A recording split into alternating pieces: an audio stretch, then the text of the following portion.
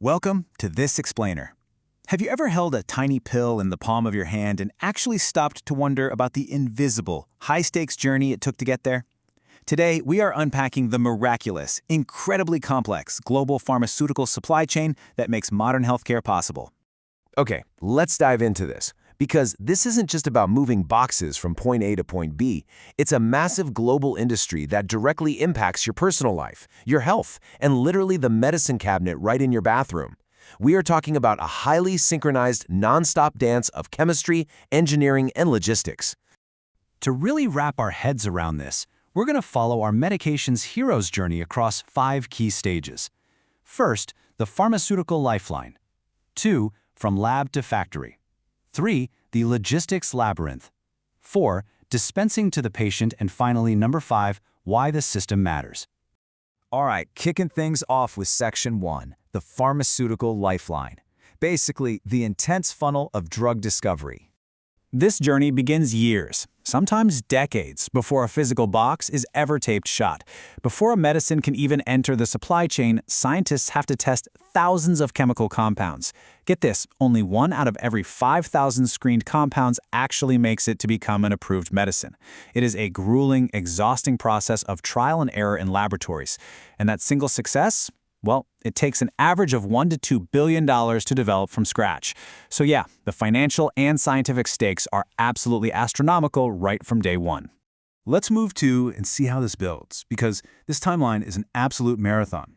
You start with 3 to 5 years of preclinical research, often just testing in petri dishes and cell cultures to find a biological baseline.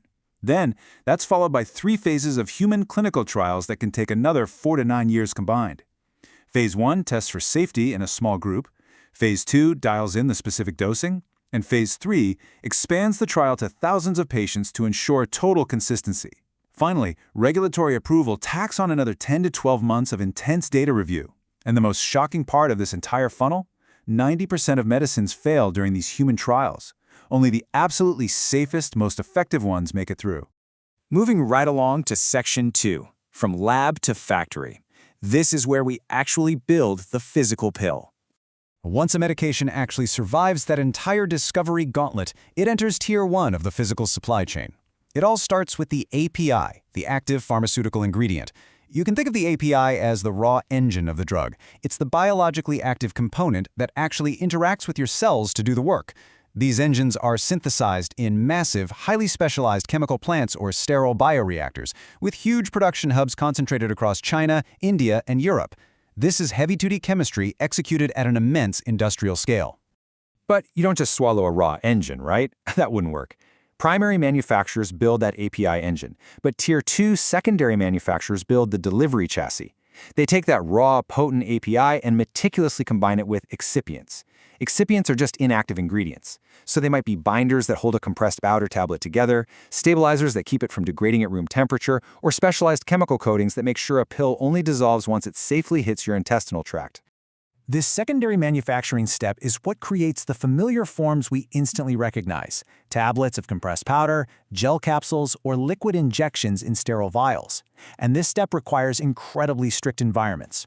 We're talking high-tech clean rooms where even a single microscopic particle of dust is treated as a severe contamination threat.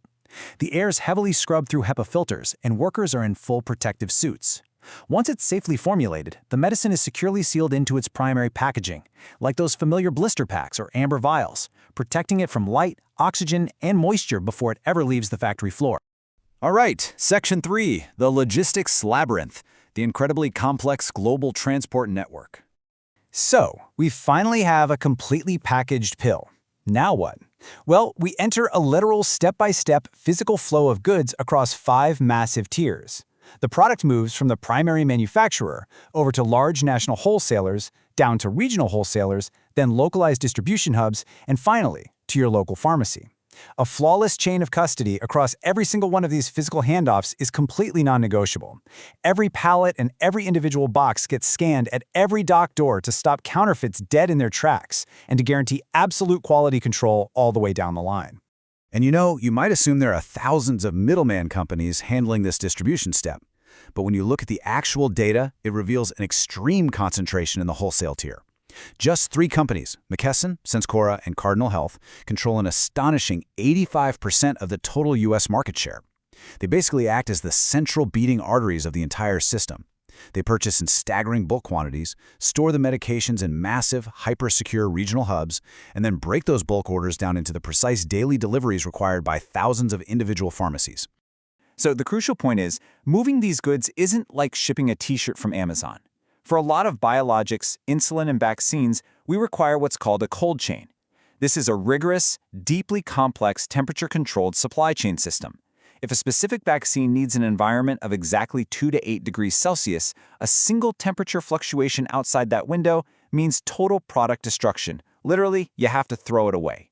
To prevent this, active refrigeration, specialized insulated packaging, GPS tracking, and digital data loggers are constantly monitoring the shipment every single second of its trip across the globe. And to manage the fast-ticking clock of chemical degradation, these distribution centers rely on a brilliantly simple system called FIFO, first expired, first out. Unlike a standard retail warehouse that might just ship whatever box arrived first, this is an elegant inventory rule driven entirely by the drug's exact shelf life. It ensures products with the earliest expiration dates are always shipped and dispensed first. This strict protocol is exactly what virtually eliminates the dangerous risk of a patient receiving expired, ineffective medication. Bringing us to Section 4, dispensing to the patient, the final destination. This is where the labyrinth ends and the hero's journey finally reaches the counter. The ecosystem of endpoint dispensers is beautifully diverse to meet totally different patient needs. You might just swing by a recognizable neighborhood chain pharmacy for a simple round of antibiotics. But if you have a complex condition that requires high-cost oncology medications or drugs needing those specialized temperature controls we talked about, you'd utilize a specialty pharmacy. Or, if you're admitted as an inpatient, massive hospital pharmacies equipped with deep clinical expertise step in to securely manage everything from crash cart emergency meds to custom sterile IV preparations. And this brilliantly illustrates the highly complex financial transaction that takes place the moment you pick up that prescription. Because the pharmacy doesn't just arbitrarily make up a price tag at the register. First, there's the wholesale acquisition cost, or WAC. That's the base list price the wholesaler paid to the manufacturer. Then, the pharmacy receives a specifically negotiated discount on that cost. Finally, what hits your wallet, the patient pays amount, is determined almost entirely by your specific health insurance tier and deductible structure. That's what results in your final copayment, coinsurance, or total out-of-pocket cost. Finally, Section 5. Why the system matters. Governing the entire life cycle. We've talked about the massive scale, the billion-dollar costs, and the logistical complexity. But what exactly governs this entire life cycle to keep you safe? Well, the answer is continuous, relentless quality monitoring. Regulatory agencies enforce strict good manufacturing practices at every single tier. Before any batch is released, it's tested for assay, purity, and even dissolution. Meaning scientists literally test how fast the drug dissolves to perfectly mimic human digestion.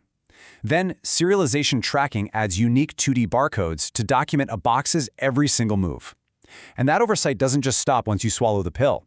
Post-market surveillance continuously tracks real-world data for adverse events, allowing for precise, immediate, and highly targeted recalls if anything ever goes wrong. This entire miraculous journey requires total perfection because a supply chain is only as strong as its weakest link. What happens when a single choke point fails?